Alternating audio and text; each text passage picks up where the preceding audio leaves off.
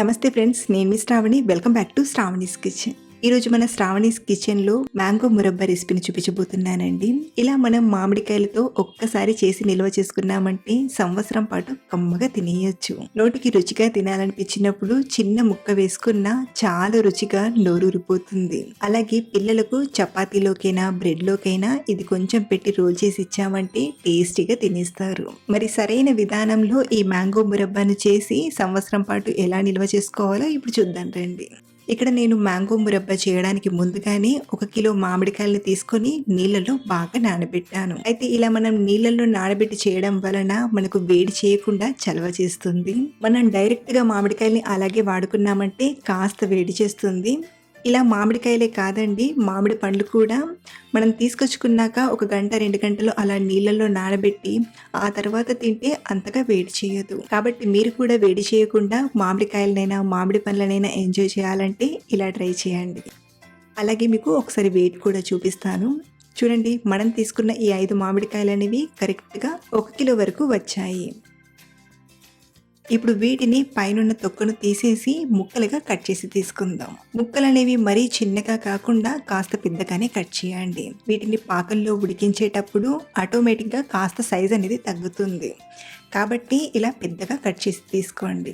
ఏమైనా గింజుకున్నది కట్ చేసేటప్పుడు చిన్న చిన్న ముక్కలుగా విడిపోతే వాటిని నేను సపరేట్గా పక్కన పెట్టేశానండి. వీటిని మనం పాకంలో వేసి ఉడకబెట్టామంటే పాకంలో మెల్ట్ అయిపోయి పాకంలోనే కలిసిపోతాయి. కాబట్టి మనం కట్ చేసేటప్పుడు ఇలా చిన్నగా ఏమైనా కట్టే ఉంటే వీటిని సపరేట్గా పక్కకు తీసేయండి.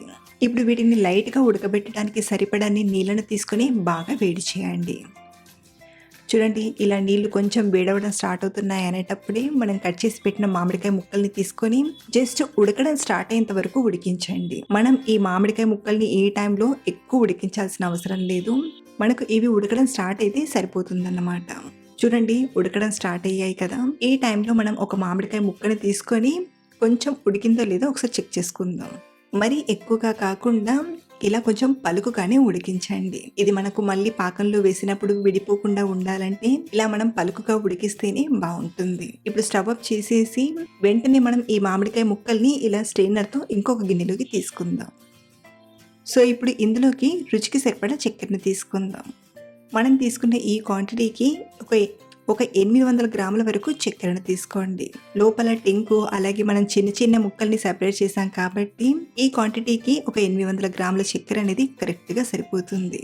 చక్కెరను ఇందులోకి తీసుకొని ఒకసారి ఇలా టాస్ చేయండి, లేదా స్లోగా ఒకసారి కలిపి ఉడికించుకుందాం. అలాగే మామిడికాయ ముక్కలు ఉడికించిన ఈ నీళ్లు ఉన్నాయి కదా, ఈ నీళ్లను వేస్ట్ చేయకుండా ఇందులో మన టేస్ట్కి తగ్గట్టుగా చక్కెరను తీసుకొని షర్బత్లా చేసుకొని టేస్టీగా తాగేయచ్చు.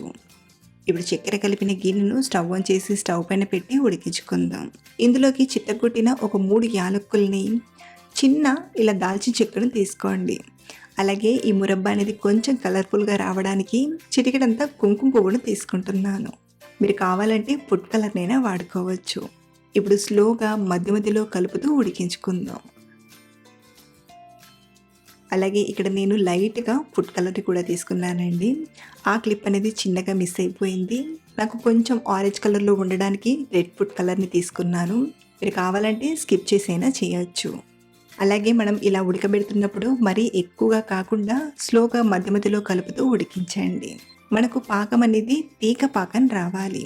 అలా వచ్చేంత వరకు మధ్య మధ్యలో చూస్తూ ఇలా మధ్య మధ్యలో స్లోగా కలుపుతూ ఉడికించాలి. ఒక 10-12 నిమిషాలు అయ్యాక పాకం వచ్చిందో లేదో చూస్తున్నాను.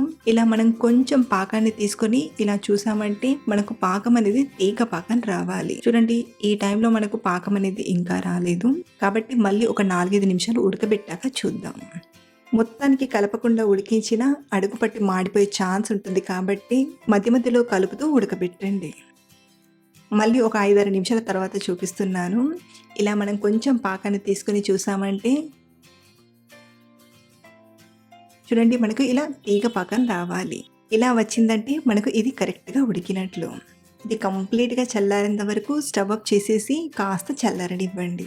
ఇది పూర్తిగా చల్లారాక గ్లాస్ బాటిల్లోకి తీసుకుని స్టోర్ చేసుకున్నామంటే సంవత్సరం పాటు నిలువ ఉంటుంది. ఫ్రిడ్జ్లో పెట్టుకున్నామంటే ఇది రంగు మారకుండా ఎప్పుడు తిన్నా చల్లగా తినేయచ్చు. అలాగే ఈ రెసిపీ చేయడానికి కొన్ని మెళకువలు తెలుసుకోవడం చాలా ఇంపార్టెంట్ అండి. అది ఫస్ట్ టైం చేస్తున్న వారైతే ఇప్పుడు చెప్పే విషయాలపైన కొంచెం దృష్టి పెట్టండి. ఫస్ట్ వచ్చేసి మనం ఉడికించేటప్పుడు మామిడికాయ ముక్కల్ని మరీ ఎక్కువగా ఉడికించొద్దు. అలాగే పాకంలో ఉడకబెట్టేటప్పుడు మామిడికాయ ముక్కలు అనేవి కొంచెం సాఫ్ట్గా అనిపిస్తాయి. కాబట్టి చూసుకొని స్లోగా కలుపుతూ ఉడికించాలి. చల్లారిపోయాక సెట్ అవుతుంది, కానీ వేడి మీద సాఫ్ట్గా అనిపిస్తాయి అన్నమాట. అలాగే మనకు ఈ మురబ్బ సంవత్సరం పాటు నిల్వ ఉండాలంటే ఖచ్చితంగా తీగ పాకం వచ్చేంత వరకు ఉడికించాలి.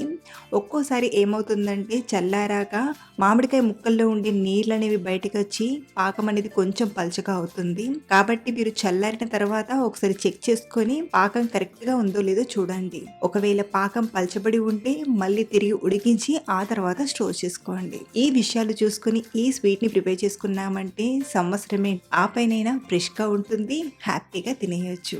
మీరు ఒకసారి ఈ రెసిపీని తప్పకుండా ట్రై చేయండి. ఇలా మనం పచ్చి మామిడికాయలతో ఎలాంటి ప్రిజర్వేటివ్స్ లేకుండా చాలా ఈజీగా మంచి రుచిగా చేసుకోవచ్చు. Thank you for watching.